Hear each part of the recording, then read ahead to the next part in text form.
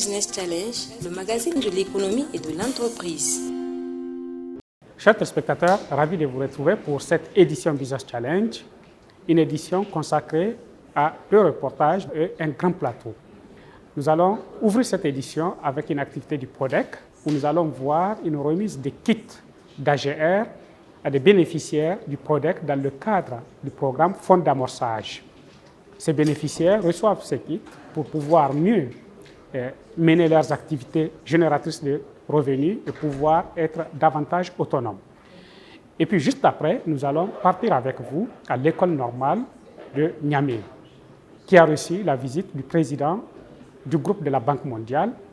Le président du groupe de la Banque mondiale, en mission au Niger, il y a quelques jours, a été dans cette école pour voir les réformes qui sont en train d'être mises en œuvre dans le cadre de la restructuration du système éducatif national à travers l'action du ministère de l'Éducation nationale et surtout à travers également le projet LIRE. Et puis pour cette édition, nous allons vous proposer pour notre rubrique Grand Angle, nous allons recevoir un entrepreneur inspirant, un serial entrepreneur, un investisseur qui aujourd'hui produit de plus en plus de l'impact à travers ses différents choix d'investissement.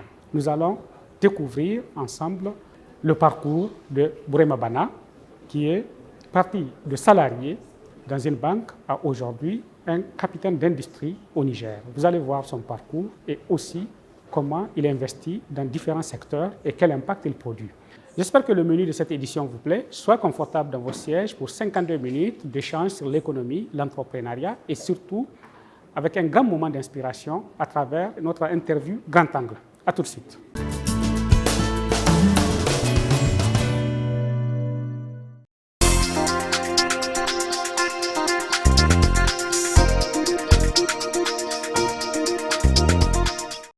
Le projet de développement des compétences pour la croissance PRODEC a procédé dans l'après-midi du mercredi 22 mars 2023 à la remise officielle des kits AGR aux lauréats de Niamey et Tillabéri, bénéficiaires du fonds d'amorçage FA 2021.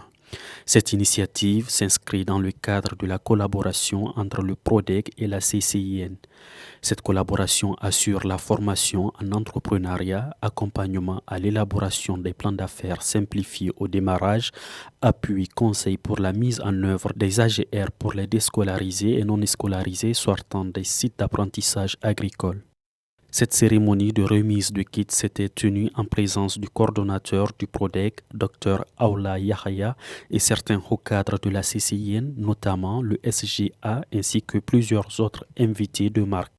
Vous êtes tous des jeunes que le PRODEC a accompagnés, tant sur le plan de la formation ou de la reconversion, au niveau des CFM, des CFJA, du FAPA, et de l'ANPE. Après avoir reçu vos formations respectives, vous avez été doté d'un outil qui consiste à élaborer des plans d'affaires simplifiés. Plans d'affaires simplifiés, c'est la base desquels vous avez passé au mailles du filet parce que ça a été une compétition, vous êtes des milliers, mais le nombre réduit que vous êtes, que vous constituez, est lié au fait que les ressources ne pouvaient pas suffire à tout le monde. C'est déjà d'abord une chance pour vous d'avoir eu la formation, d'avoir élaboré le plan d'affaires et d'avoir été récipiendaire selon un mécanisme bien transparent. 47 jeunes filles et garçons de la région de Niamey et Tillabéri ont bénéficié de la formation dans des métiers comme la plomberie, la soudure métallique et plein d'autres, ainsi que des kits d'une valeur estimative de 300 000 francs CFA par bénéficiaire. Le SGA de la CCIN s'est réjoui des résultats obtenus à l'issue des différentes formations. Lors de son allocution, il a prodigué des conseils pratiques à l'endroit des lauréats, tout en les exhortant à une meilleure utilisation de leurs kits. Nous, côté Chambre de commerce, on se félicite d'avoir un vivier de jeunes entrepreneurs. Parce que ce qui est important pour nous, c'est de dire que demain, on peut compter sur vous. Parce que vous êtes capable d'assurer la relève, cette génération qui évolue dans un nouveau contexte. Et le contexte fait qu'aujourd'hui, vous avez à la fois pu bénéficier de la formation requise et du matériel. Et mon souhait, mon plus grand souhait, est que vous en faites un bon usage et que vous puissiez renforcer votre esprit d'entreprise et que demain, quand on fera le bilan parmi vous, que vous serez à 100% entrepreneur, être membre actif de la Chambre de commerce. C'est notre souhait. Et dire qu'on est là pour assurer la continuité parce que c'est notre devoir. Nos partenaires nous ont aidés. Il appartient donc à la Chambre de commerce de vous accompagner dans le processus. Mais le premier à commencer d'abord vous. L'esprit d'entreprise, on ne l'impose pas, ça ne se décrète pas. C'est parce que vous avez voulu exercer des métiers et vraiment vous dire qu'on est avec vous. Les lauréats satisfaits témoignent leur reconnaissance et remercient l'ensemble des partenaires pour cette initiative.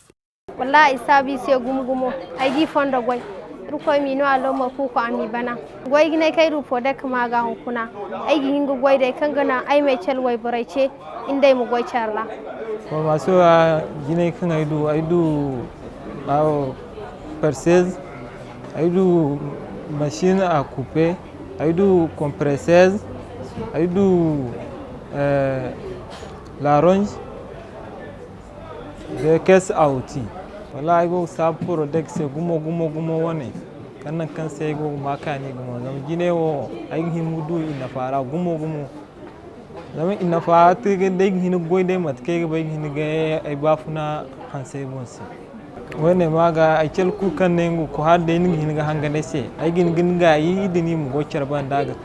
Les différentes filières dans lesquelles nous avons eu à former ces bénéficiaires sont, entre autres, la coiffure, la filière coiffure, la filière couture, la filière soudure, la filière mécanique, réparation auto, motopompe, la filière staff, la filière plomberie et il y a aussi la filière restauration, élevage, agriculture. Au total, il y a 96 bénéficiaires, dont 31 à Tilaberi, 65 à Niamey. Il faut par ailleurs rappeler que c'est le cabinet Mandasal Consulting qui a assuré la formation de ces lauréats et prévoit également un suivi régulier et d'accompagnement pour la pérennisation des activités génératrices de revenus des bénéficiaires.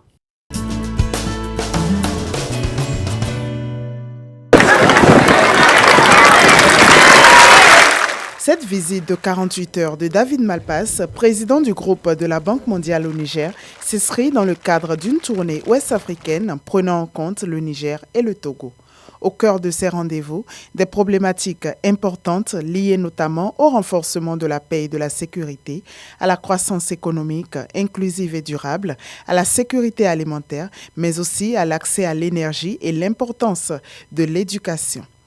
Au Niger, David Malpass a d'abord visité la centrale électrique, une visite stratégique qui a donné lieu à des échanges portant sur le secteur énergétique nigérien et sur les divers projets de la Banque mondiale allant dans ce sens.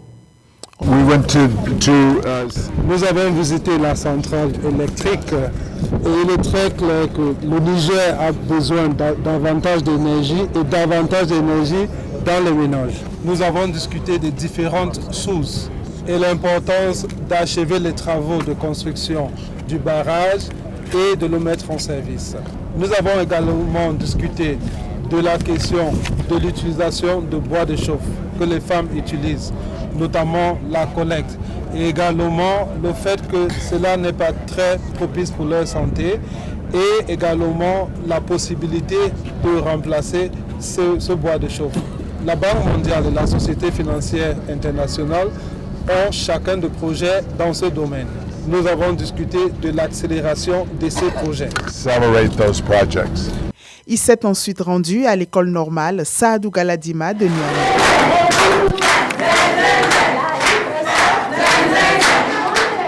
Cette visite a notamment pour but de s'enquérir de l'impact du projet Niger Lire sur le secteur éducatif au Niger. En conséquence, une réunion restreinte a rassemblé les divers acteurs du projet et du secteur éducatif nigérien, sans oublier les principaux responsables de la Banque mondiale, avec à leur tête David Malpass. Les questions liées aux difficultés de l'éducation au Niger ont été abordées par les divers acteurs présents. Monsieur le Président, l'éducation au Niger fait face à 3 grands chocs. Le premier choc, c'est le choc sécuritaire. Nous avons 880 écoles à peu près fermées qui affectent 114 000 élèves qui sont en discontinuité pédagogique. Le choc climatique. Nous avons des sécheresses récurrentes et des inondations, paradoxalement, dans un pays comme le Sahel, qui également impactent l'éducation parce que il y a déplacement de population, donc déplacement des élèves et rupture pédagogique aussi. Mais nous avons surtout le grand choc, le choc démographique. Et ce choc démographique impacte négativement sur les enseignements-apprentissages. Nous avons chaque année près de 700 000 enfants qui entrent dans le cycle. Et nous avons une augmentation d'effectifs de 60% tous les 15 ans. Ce qui implique une grande pression sur tous les intrants pédagogiques, sur les enseignants, sur les infrastructures, sur les intrants pédagogiques que sont les manuels. Des défis que l'État nigérien essaie tant bien que mal de relever de diverses manières avec l'appui des partenaires techniques et financiers comme la Banque mondiale à travers plusieurs réformes et projets dont le projet Niger Lire. La professionnalisation des enseignants reste le focus le plus important. Aujourd'hui, nous avons 70% des corps enseignants qui n'est pas professionnalisé, c'est-à-dire qui n'a pas reçu de formation initiale.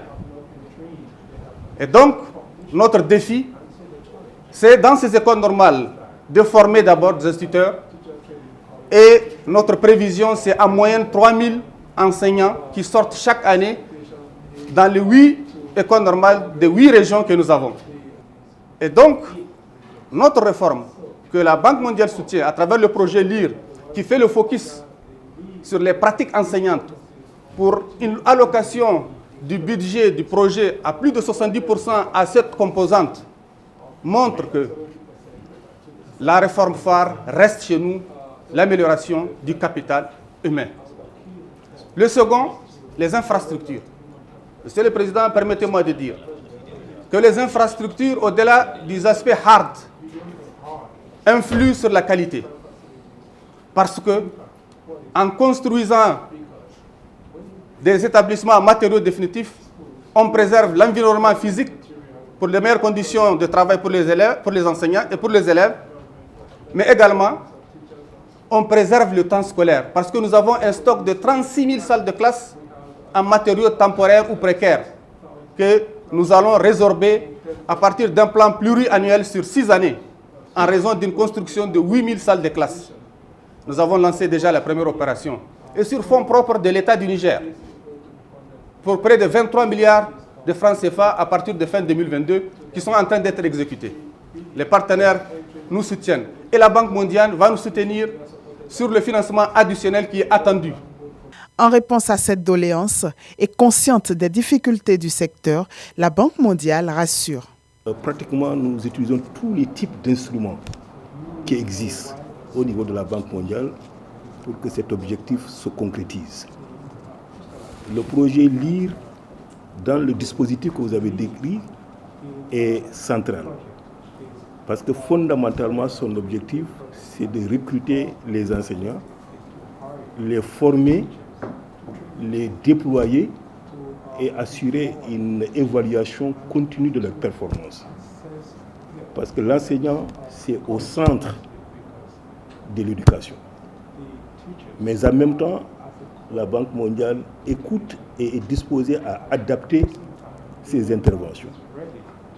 Quand le projet LIRE a été conçu, au départ, nous n'avons pas prévu la composante construction des écoles. Parce qu'il y a d'autres partenaires qui font la construction des écoles dans le cadre du fonds commun. Mais ayant perçu l'urgence de construire compte tenu de la pression démographique. Et comme l'a dit M. le ministre, étant convaincu qu'une qualité de l'éducation ne peut pas être faite sans aussi des infrastructures, nous sommes sur le point de faire un financement additionnel du projet LIRE. Et le 18 avril, il y aura une réunion de décision de ce projet. On va augmenter 250 millions de dollars pour construire des écoles. Et ça nous permettra déjà de résorber 18% des écoles en paillote avec les financements que nous allons apporter. Le deuxième projet qui va être préparé à partir du mois de juillet 2023, c'est un projet essentiellement pour la scolarisation de la fille, notamment pour l'enseignement secondaire. Donc, on y mettra des internats, surtout pour les populations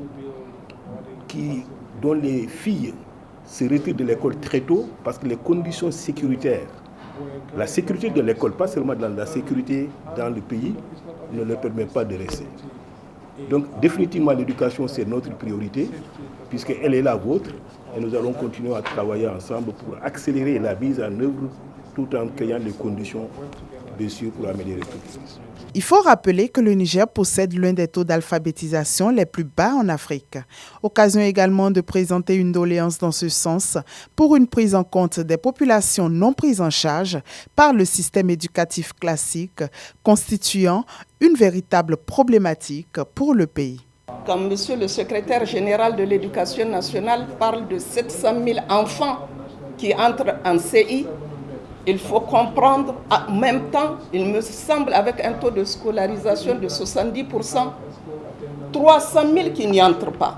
50% des enfants entre 7 et 16 ans, il me semble, monsieur le SIG, sont chez nous hors système scolaire. Et cela, il faut entendre leur voix, parce que c'est une population qui est potentiellement une sorte de bombe à retardement.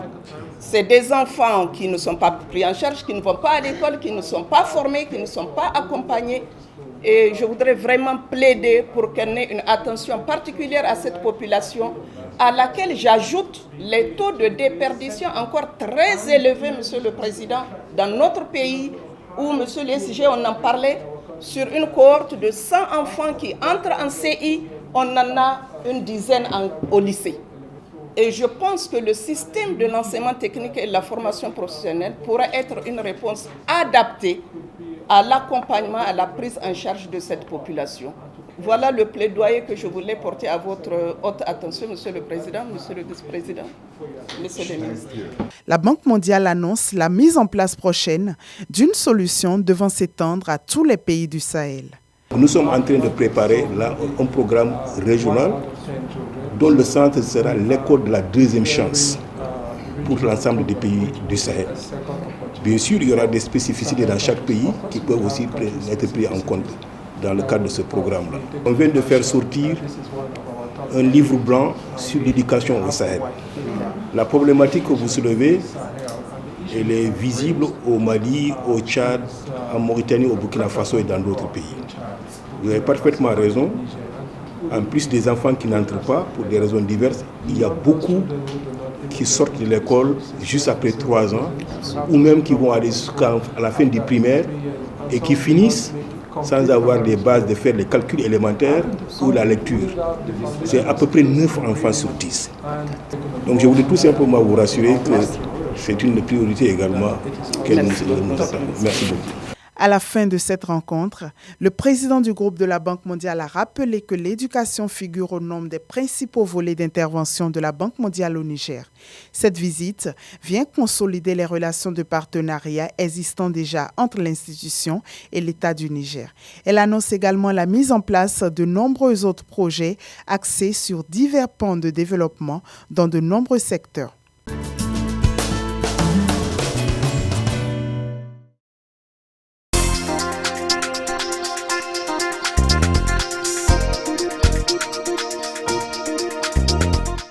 Chers téléspectateurs, ravi de vous retrouver dans cette phase de Business Challenge. C'est notre plateau Grand Angle. Et ce Grand Angle reçoit un investisseur nigérien, un acteur économique qui joue de plus en plus un rôle clé dans différents secteurs de l'économie nationale, mais qui n'est pas souvent visible dans les médias.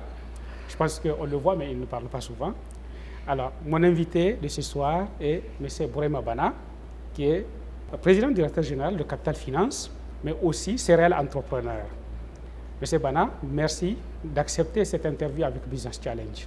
Merci, M. Seydou. Alors, ça fait déjà quelques temps qu'on se côtoie à travers la Chambre de commerce, à travers différentes activités, parce que vous avez cette casquette de PDG d'un groupe, mais aussi vous êtes président régional de la Chambre de commerce.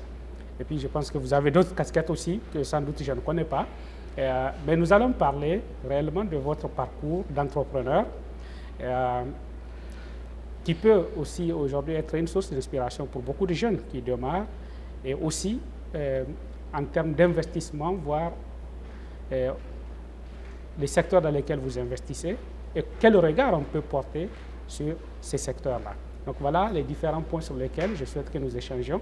Mais déjà, nous allons commencer par M. Bana, le parcours. Ça a commencé quand, où et qu'est-ce que vous pouvez nous dire de votre parcours avant d'être entrepreneur? Merci, M. Seydou.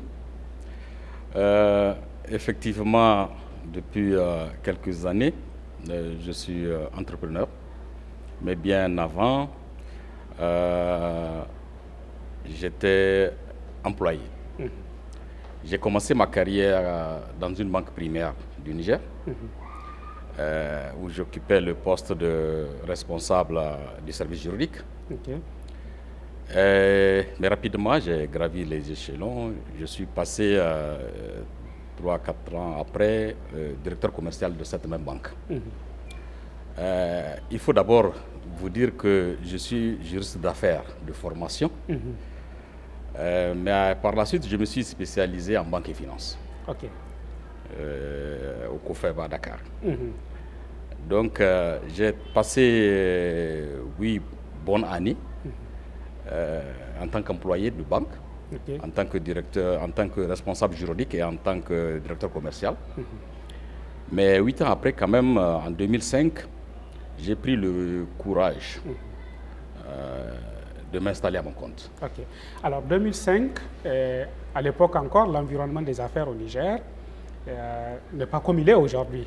Il n'y avait pas la maison de l'entreprise, il n'y avait pas peut-être des structures d'accompagnement, ainsi de suite. Parlez de cette expérience parce que c'est toujours une expérience assez particulière lorsqu'on dit je saute le pas, j'arrête d'être salarié, je vais être entrepreneur. Quel souvenir vous gardez de cette période-là? Bon, le plus grand souvenir que je garde vraiment, c'est le courage. C'est le courage que j'ai pris à deux mains pour pouvoir passer d'employé à entrepreneur. Parce que, évidemment, comme vous l'avez dit, ce n'était pas évident. Ce n'était pas du tout évident à l'époque. Il n'y avait rien de sûr. J'ai commencé d'abord par créer une institution de microfinance en 2005, Capital Finance. Capital Finance. Dans un environnement un peu très difficile. Parce qu'à l'époque, les institutions de microfinance étaient habituellement créées et gérées par des projets. Et ces institutions n'avaient pas trop convaincu parce qu'il y a eu beaucoup de faillites. Effectivement. Oui, je me rappelle. Et souvent, quand les projets disparaissent, les institutions disparaissent avec. C'est dans ce contexte que moi, j'ai décidé de me lancer dans la microfinance au Niger. Parce que quand j'ai regardé les statistiques, les chiffres n'étaient pas du tout satisfaisants pour le Niger par rapport à la zone IMOA. Et aussi, j'ai vu franchement qu'il y a le besoin de financement des micro-entrepreneurs qui n'étaient pas du tout satisfaits au niveau des banques. Les banques ne voulaient pas... Ils ne peuvent pas avoir accès aux banques la plupart. Voilà. Quel qu'en soit d'ailleurs ce qui le présente, ils ne peuvent pas en avoir accès. Tout à fait. Tout ce qui est petits salariés, tous les groupements, tout ce beau monde-là n'avait pas du tout accès aux banques classiques. Et il n'y avait pratiquement pas d'institution de microfinance digne de ce nom, en tout cas gérée par un privé dans le secteur-là. Donc c'est à ce moment-là que j'ai créé Capital Finance. Capital Finance, aujourd'hui, c'est pratiquement le pionnier de la microfinance au Niger. Mais quand vous avez créé Capital Finance, il y avait déjà Asusu ou bien c'est Asusu qui est venu après? chronologiquement. Asusu, à l'époque, existait en tant que projet de carrière international. C'était Asusu Chigaba. Ah oui, c'était Chigaba, ce n'était pas encore la microfinance. Faisait la microfinance, mais en tant que projet, pas en tant qu'entreprise. C'est venu après. Voilà. Donc en ce moment-là, je m'étais lancé vraiment avec une très grande volonté de réussir. Nous avons créé notre agence ici au plateau, à Niamey. Nous avons recruté un petit personnel d'abord avec très peu de matériel. Mais vite, certains partenaires nous avaient identifiés. Nous avons commencé à signer certaines conventions, certaines lignes de crédit. Les banques aussi voyaient nos premières années, les chiffres de nos premières années. Donc les banques aussi s'étaient mêlées de la danse pour nous accompagner. Et rapidement, on a commencé à ouvrir des agences à l'intérieur du pays. Nous avons ciblé particulièrement les contracteurs de l'État à l'époque, qui n'avaient vraiment pas du tout accès aux banques parce que ce n'étaient pas des clients sûrs. Il y avait près de 20 000 contracteurs qui étaient venus ouvrir des comptes. Et nous avons imaginé des qui reçoivent leur pécule à travers Capital Finance. Et nous avons identifié vraiment leurs besoins qu'on a pris en compte. Nous avons créé des nouveaux produits comme le plan épargne logement. Certains contractuels voulaient avoir leur parcelle, par la suite leur logement à petits frais. Et puis nous avons les contractuels, ils voulaient aussi s'équiper, ils voulaient se marier. Tout ça, là, leur pécule ne leur permettait pas. Vous leur faisiez des petits crédits. Des petits crédits. Aujourd'hui, beaucoup de ces contractuels sont devenus des hauts cadres de la fonction publique. Ils sont encore à Capital Finance, pour beaucoup. Pour beaucoup. Et certains, en tout cas, à chaque fois qu'on se rencontre, ils gardent le souvenir de l'appui que Capital Finance leur a apporté pendant qu'ils étaient contractuels. Alors là, ça fait 18 ans. Hein. Je pense que 2005 à aujourd'hui, ça fait 18 ans. Tout à fait. Mais je reviens juste toujours par rapport à vous. Est-ce que ce succès de Capital Finance, vous le liez aussi à votre expérience de banquier? Parce que quand on fait 8 ans de banque, on a quand même acquis des bons bagages. Nécessairement. C'est comme la médecine. Hein. Pour faire de la microfinance, il faut vraiment être un bon banquier, il faut être un banquier. Vous avez vu, il y a eu par la suite beaucoup d'institutions de microfinance qui sont créées, mais qui sont refermées après parce que... Parce qu'en tant que banquier, vous voyez la limite de la banque. Le risque, vous connaissez le risque, mais vous voyez la limite de la banque aussi. La limite de la banque, tout à fait. Jusqu'où on peut aller et qu'est-ce qu'il ne faut pas faire. En matière de microfinance, c'est surtout le risque. Il faut savoir bien mesurer le risque et anticiper. C'est ce que nous avons fait avec notre expérience, avec notre formation de banquier aussi. Nous avons tenu le cap jusqu'aujourd'hui. Et aujourd'hui, Capital Finance est présente partout au Niger. Est-ce que dans toutes les régions, on peut trouver Capital Finance? Capital Finance est présente dans toutes les régions du Niger, sauf à Tillabéri et à Difa. Et ça aussi, pour des questions de sécurité, on n'a pas pu ouvrir, mais on avait déjà fait les études de marché. On était disposé à ouvrir, mais les autres régions, on est présent. Il y a des régions même où on a 2 agences. Et tout à l'heure, vous me parlez des contractuels, du portefeuille. Aujourd'hui, en termes de portefeuille, par exemple, on peut estimer qu'une institution comme Capital Finance a touché combien de personnes? Capital Finance a touché beaucoup de personnes. Franchement, s'il faut regarder les 3 dernières années, nous avons octroyé au moins 20 milliards de crédits les 3 dernières années. Il faut reconnaître d'abord que Capital Finance ne se fait pas refinancer. Hein. Moi, par mesure de prudence, on ne se fait pas refinancer sur le marché interbancaire. Nous mobilisons juste de l'épargne qu'on utilise pour faire des crédits. De l'épargne auprès des individus? Des individus, des épargnants. Mais aussi, il y a des projets qui passent par vous aussi pour faire du cash, non? Les projets passent par nous, mais pas pour faire de l'épargne, mais pour faire des opérations de cash forward, cash transfert. Ça, nous sommes à plus de 20 milliards aussi de distribution de cash forward, cash transfert au cours des 3 dernières années. Et en termes de bénéficiaires, je peux te dire que nous sommes à plus de 600, 700 000 bénéficiaires au cours des 3 dernières années seulement. Pas pour le cash, mais pour les crédits directs même aux bénéficiaires. Il y a des régions comme Dosso où nous avons pratiquement relancé l'économie de Dosso à travers les finances, Capital Finance, à travers le financement des opérateurs économiques. des groupements féminins pour créer des activités génératrices de revenus. Donc, sur l'échiquier national, je peux dire que Capital Finance apporte une grande contribution au développement économique des populations à la base. Alors, je sais que souvent les banquiers ne parlent pas beaucoup de ça quand même. C'est comme les médecins, ils ne parlent pas de la situation de leurs patients. Mais une microfinance agit quand même au plus près de la population. Vous, quand vous regardez ça, qu'est-ce que vous voyez en termes de changement que vous apportez dans la vie des gens? Oui, c'est ce que je disais tantôt. Vous savez, nous sommes implantés la plupart du temps dans les grandes villes.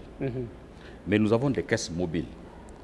On se déplace pour aller jusque dans les villages, pour assurer la proximité avec les clients. Et ces populations, nous les assistons pour créer des activités génératrices de revenus.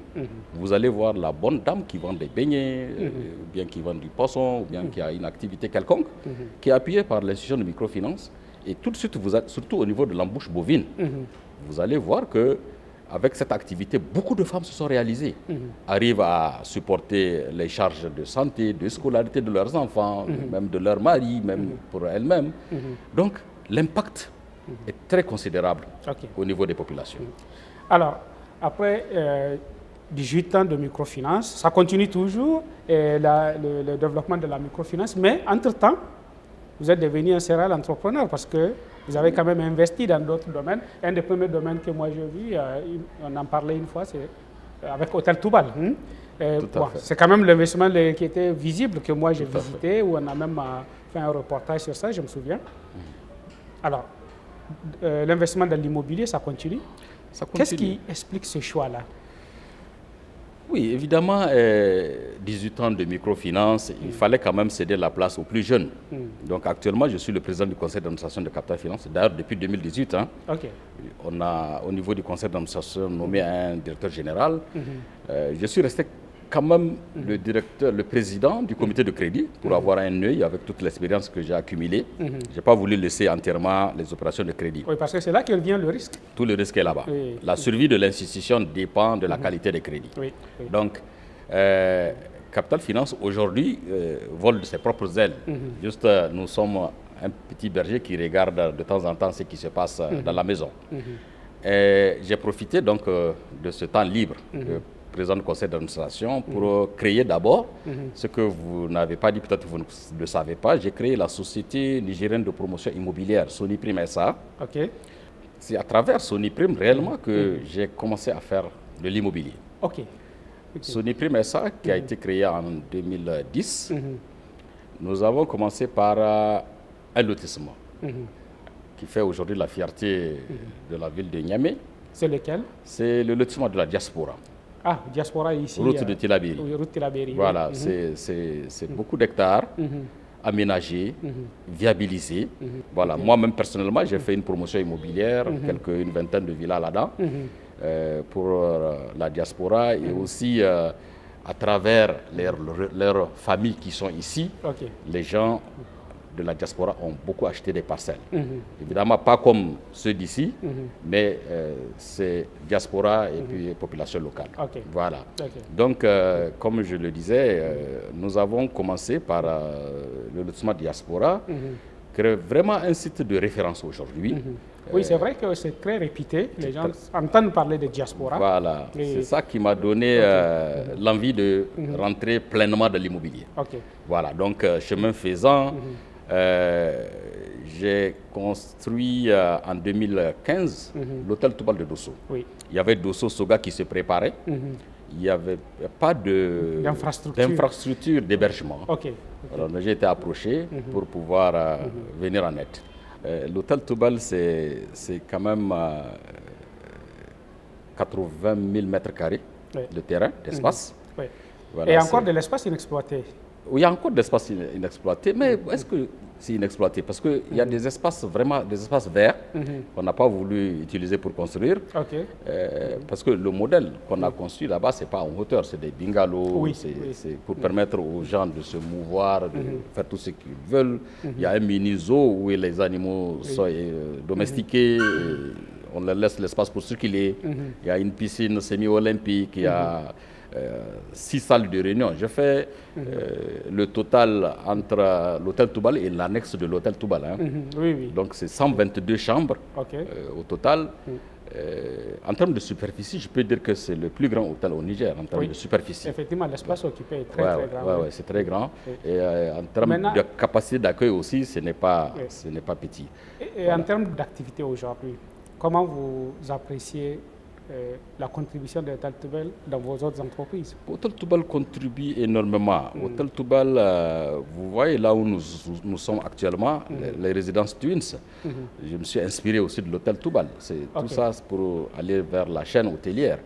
Donc après l'hôtel Toubal, on est revenu à Niamey créer les 2 grandes résidences avec 30 appartements. Donc tout ça, ce sont des inspirations de l'hôtel Toubal. C'est parce que l'hôtel Toubal aujourd'hui, c'est le poumon économique de la région de Dosso. Chaque jour, chaque semaine que Dieu fait, les gens se dirigent vers l'hôtel Toubal pour organiser leurs conférences, leurs réunions. Et ça se passe bien, ils sont satisfaits. C'est vraiment un cadre de travail. À l'époque, quand on était parti, d'ailleurs, ce qui m'a le plus touché, c'est les effets indirects, parce qu'on a vu des commerçants de Toubal qui approvisionnent l'hôtel. On a vu des gens qui font du maraîchage qui approvisionnent l'hôtel, qui disent c'est grâce à l'hôtel que j'arrive à développer mon chiffre d'affaires. Tout à fait, tout à fait. Donc il y a un effet d'entraînement quand même. Non seulement l'hôtel s'approvisionne sur le marché local, mais aussi les clients de l'hôtel. Vous savez que Dosso est réputé pour la pâte d'arachide, pour l'huile d'arachide, et beaucoup de le copto, beaucoup de choses qui sont reconnues. Donc tous les clients qui vont en séminaire à Dosso reviennent toujours de Dosso avec quelque chose chez eux.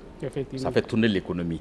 Mais l'hôtel aussi s'approvisionne, rien qu'en termes de bétail, de viande, de volaille, de condiments.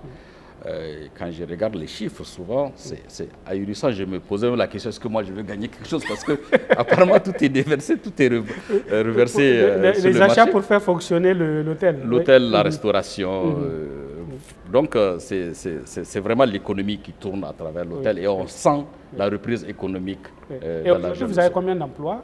L'hôtel Toubal, il y a 80 emplois permanents, 80 emplois permanents. Et 40 non permanents. Ok. Donc là, on parlait de la continuité avec le modèle Twins. Bon, Twins quand même était un modèle différent parce que là, c'est en hauteur. Là, c'est en hauteur. On est à Niamey cette fois-ci.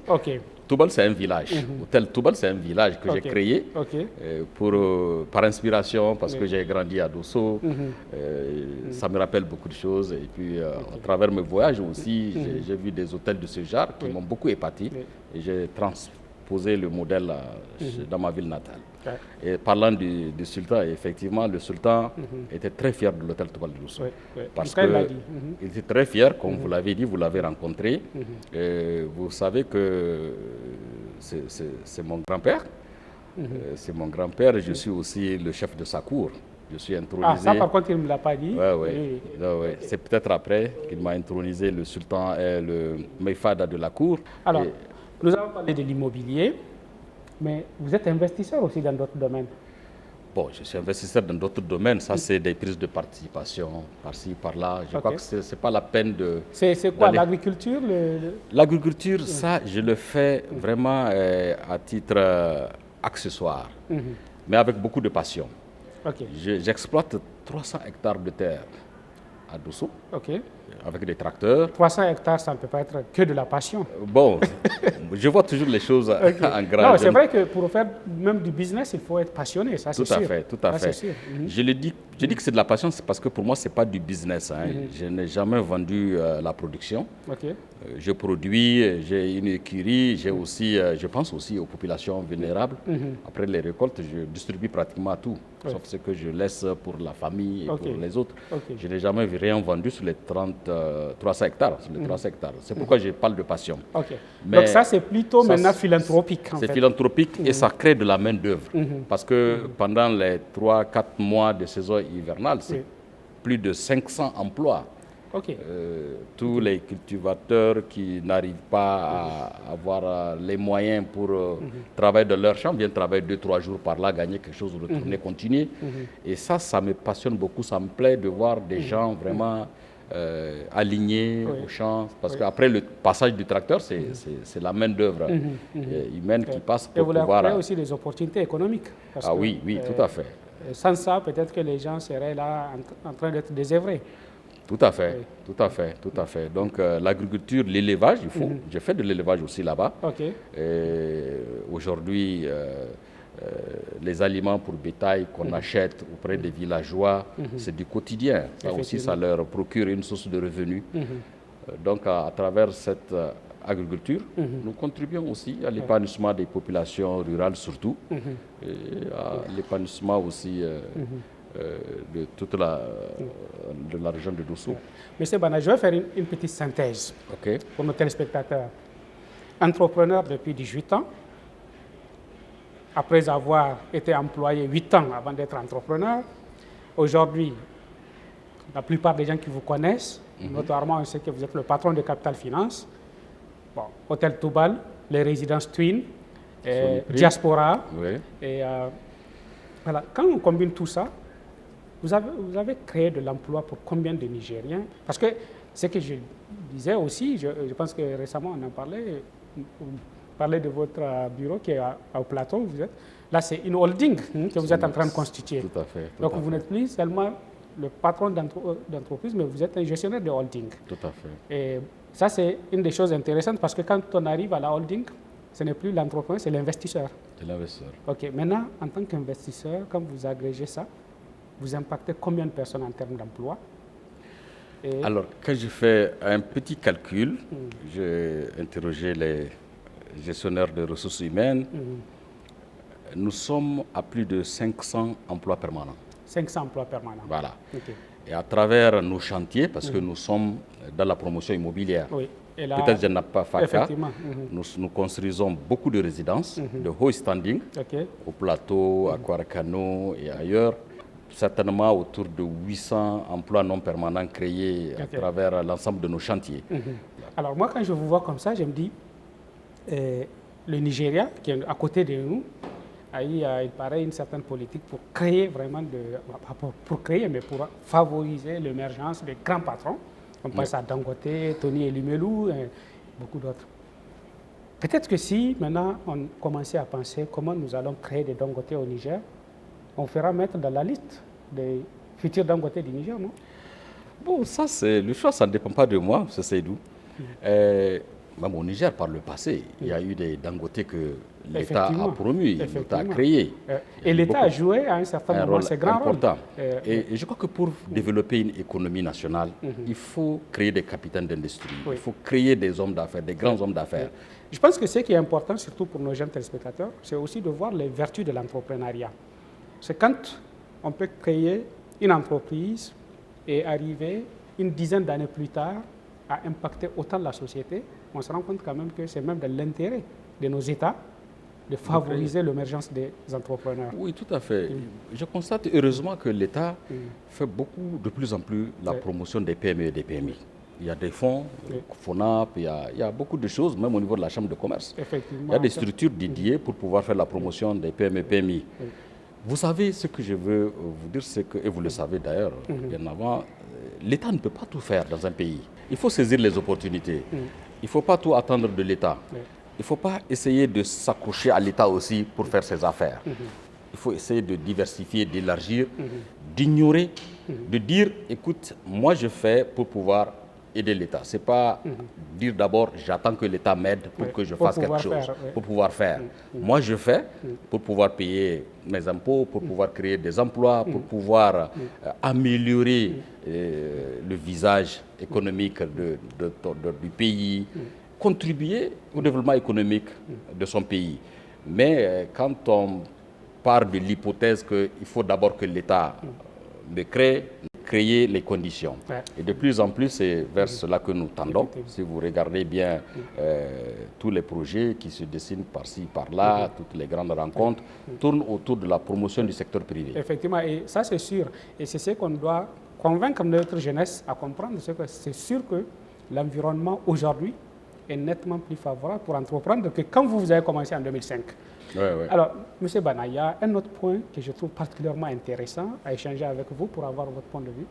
Quand on a été chef d'entreprise, avec ce niveau de succès, et puis avec le temps aussi, parce que maintenant vous êtes un senior entrepreneur, comment vous préparez la relève?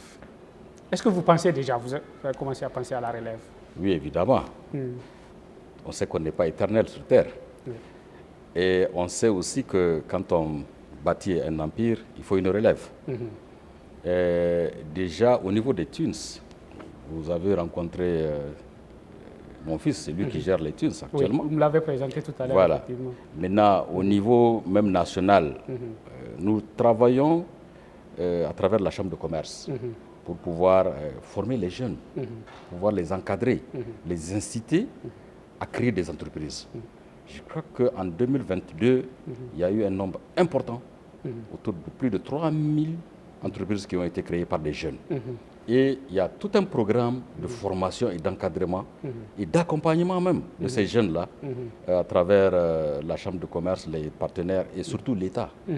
Donc pour moi, à mon niveau, je sais que la relève, je suis en train de l'assurer au niveau de ma postérité, mais aussi au niveau national, je vois une jeunesse de plus en plus très dynamique qui travaille sur le digital. Et je pense que cette jeunesse-là ferait mieux que nous, parce que nous, jusqu'à présent, on est un peu soft.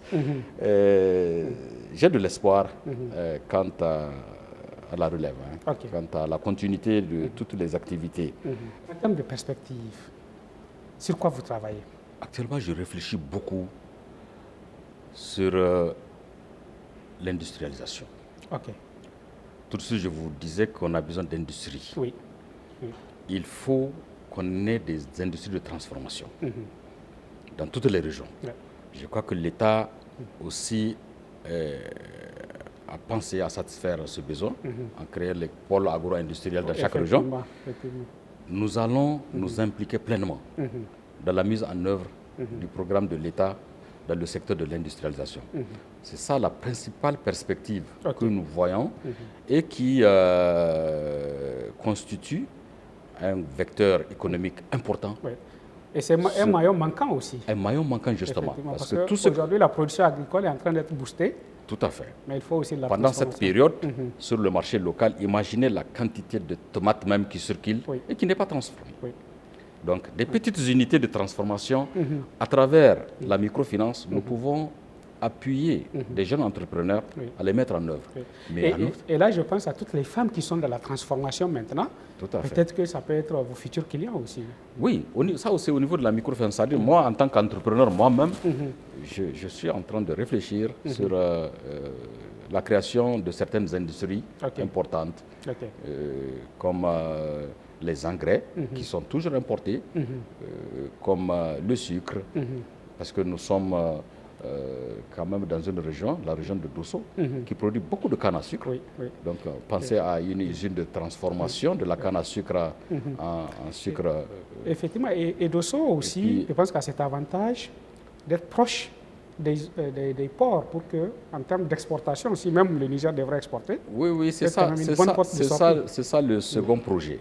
La prochaine perspective, nous allons proposer un partenariat public-privé pour une zone industrielle ou une zone économique spéciale à Dosso. Nous avons déjà les terrains, nous avons préparé les terrains.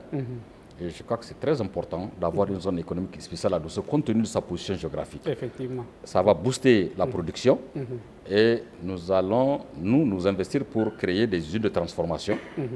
Tant qu'il y a la demande en produits, nécessairement l'offre sera disponible. Donc les producteurs vont produire davantage. Nous allons les appuyer à travers la microfinance.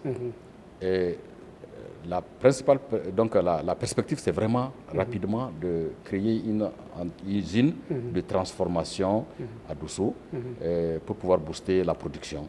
Et là, pour faciliter même les exportations, parce que ça sera certainement une activité très diversifiée dans le domaine de l'agriculture, de l'élevage, parce que même la viande, on peut faire un abattoir pour pouvoir exporter. Vous savez que nous sommes un pays très producteur de bétail.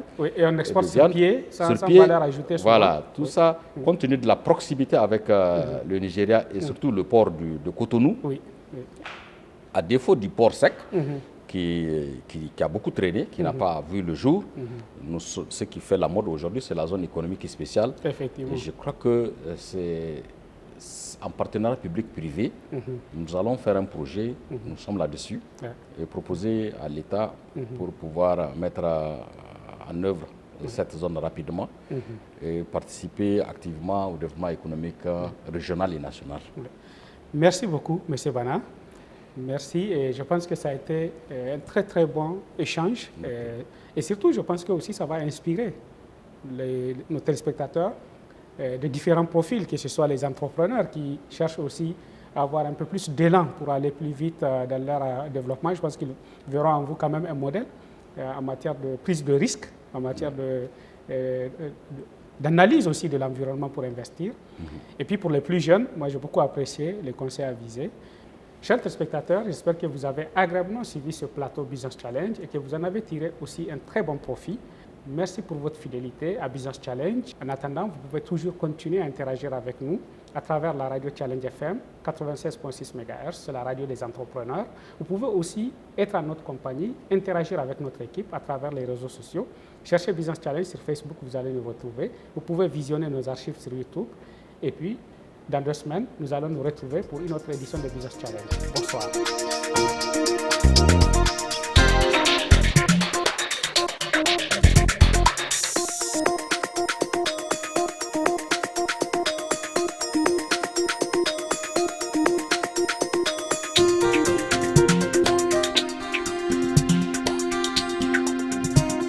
Business Challenge, le magazine de l'économie et de l'entreprise.